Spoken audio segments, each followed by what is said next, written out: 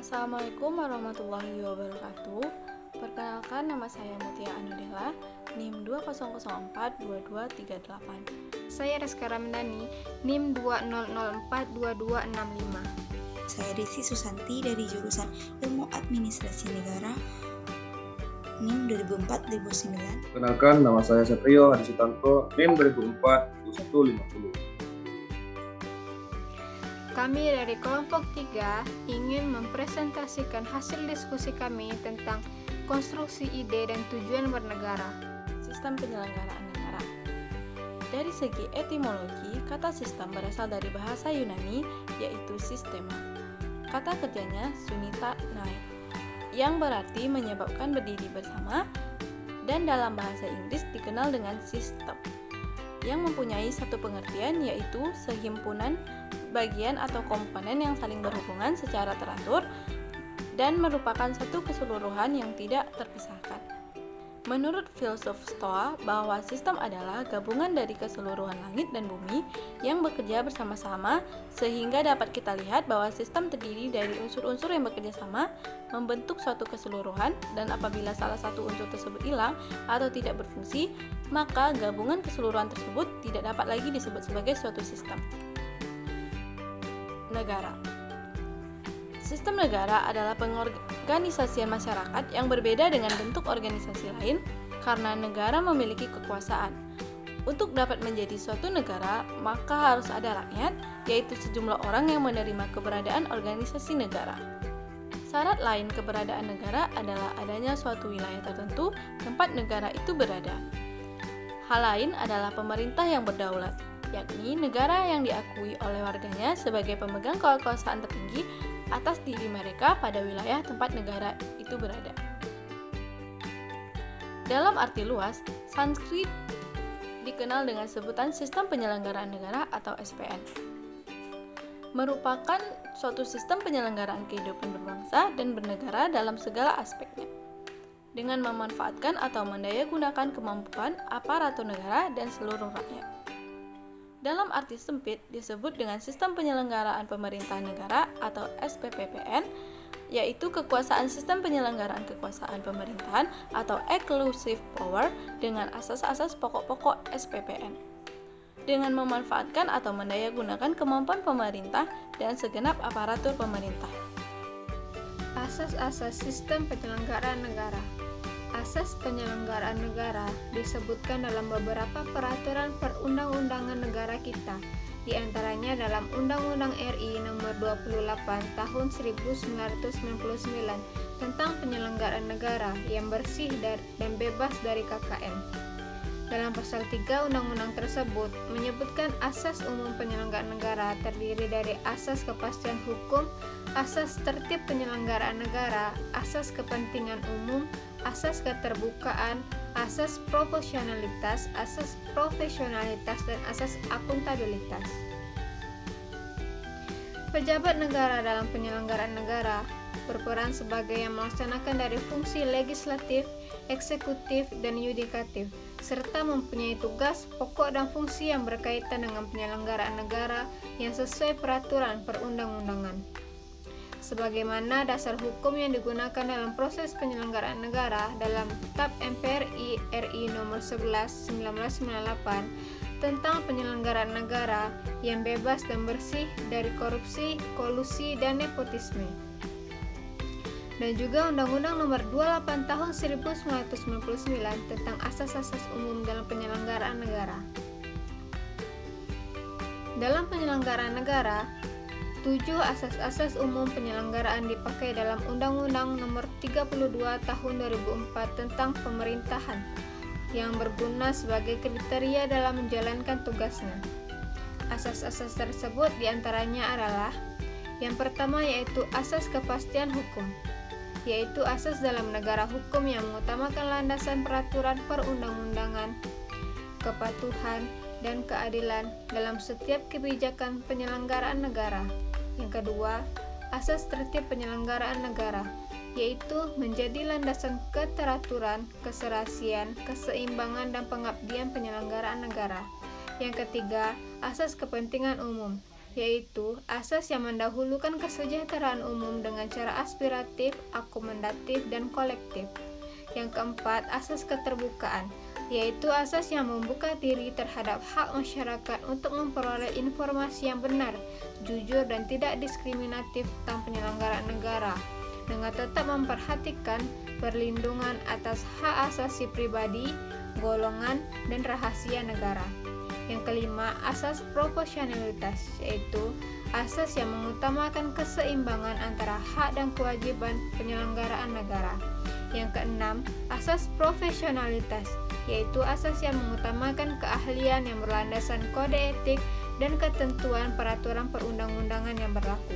Yang terakhir, yang ketujuh, asas akuntabilitas, yaitu asas yang menentukan bahwa setiap kegiatan dan hasil akhir dari kegiatan penyelenggaraan negara harus dapat dipertanggungjawabkan kepada masyarakat atau rakyat sebagai pemegang kedaulatan tertinggi negara sesuai dengan ketentuan peraturan perundang-undangan yang berlaku. C. Sistem penyelenggaraan pemerintah negara. Sistem penyelenggaraan pemerintah negara pada hakikatnya merupakan uraian tentang bagaimana mekanisme pemerintahan negara dijalankan oleh Presiden sebagai pemegang kekuasaan pemerintahan negara. Sistem penyelenggaraan pemerintahan negara bisa disebut pula sebagai mekanisme bekerjanya lembaga eksekutif yang dipimpin oleh Presiden, baik selaku kepala pemerintahan maupun sebagai kepala negara. Negara Republik Indonesia sendiri saat ini setelah amandemen Undang-Undang Dasar 1945 menganut sistem presidensial atau disebut juga dengan sistem kongresional, merupakan sistem penyelenggaraan pemerintahan negara republik di mana kekuasaan eksekutif dipilih melalui pemilu dan terpisah dengan kekuasaan legislatif. Berikut beberapa ciri sistem penyelenggaraan pemerintahan presidensial. Penyelenggara negara berada di tangan presiden sebagai kepala negara sekaligus kepala pemerintahan. Presiden tidak dipilih oleh parlemen, tapi dipilih langsung oleh rakyat.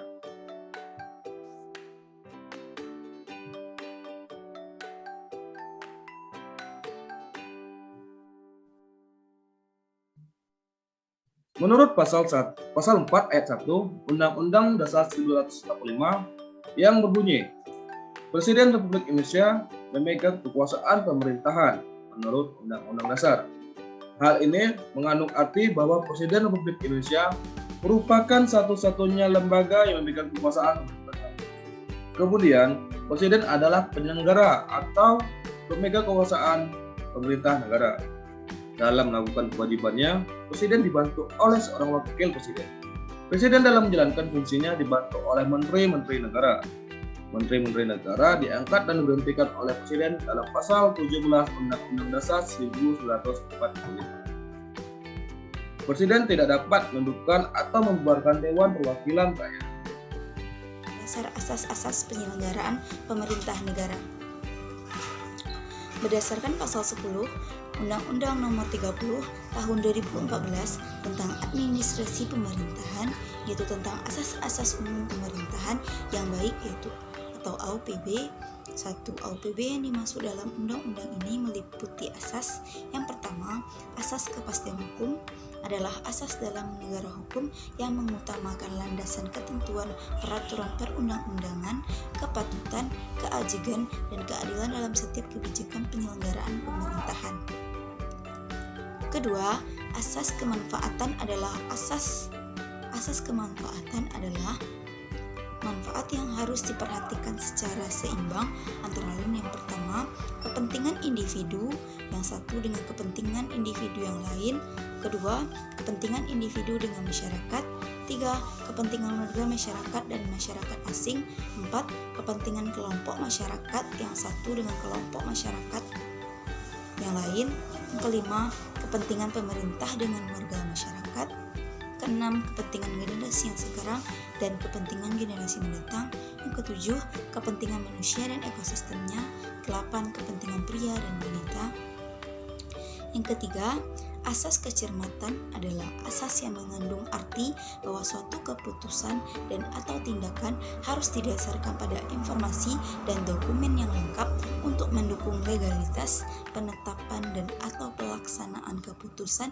dan atau tindakan, sehingga keputusan dan atau tindakan yang bersangkutan dipersiapkan dengan sebelum keputusan dan atau tindakan tersebut ditetapkan dan atau dilakukan.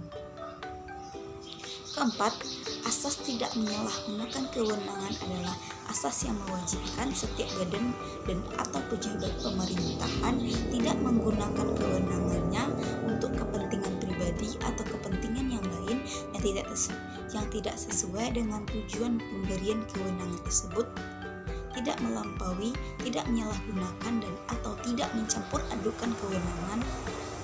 Yang kelima, asas keterbukaan adalah asas yang melayani masyarakat untuk mendapatkan akses dan memperoleh informasi yang benar, jujur, dan tidak diskriminatif dalam penyelenggaraan pemerintahan dengan tetap memperhatikan perlindungan atas hak asasi pribadi, golongan, rahasia negara. Selanjutnya, asas kepentingan umum adalah asas yang mendahulukan kesejahteraan dan kemanfaatan umum dengan cara yang aspiratif, akomodatif, selektif, dan tidak diskriminatif. Selanjutnya, asas pelayanan yang baik adalah asas yang memberikan pelayanan tepat waktu, prosedur, dan biaya yang jelas sesuai dengan standar pelayanan dan ketentuan peraturan perundang-undangan. Selanjutnya, asas-asas umum lainnya di luar AUPB adalah asas umum pemerintahan yang baik dan bersumber dari putusan pengadilan negeri yang tidak dibanding atau putusan pengadilan tinggi yang tidak dikasasi atau putusan Mahkamah Agung.